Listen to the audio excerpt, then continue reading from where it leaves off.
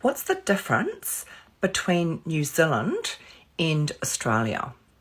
What's the difference between Australia and New Zealand?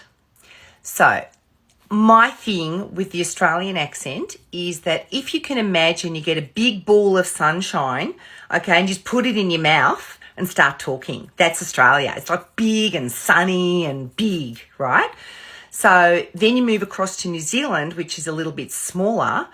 And in New Zealand, you've got it sort of sounds, all Kiwis will be like, we don't talk like that.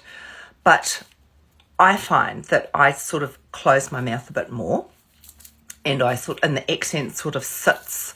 It's a bit colder in New Zealand, no, it's not. But that's what I do with the accent. So the accent Australia, accent New Zealand. That's the sort of thing. And they say, like if you were to do the sentence, I don't like to do this one, but it's probably the best example, is that in New Zealand you would say fish and chips. And in Australia, you'd say fish and chips. Yes. Okay, hopefully that helps.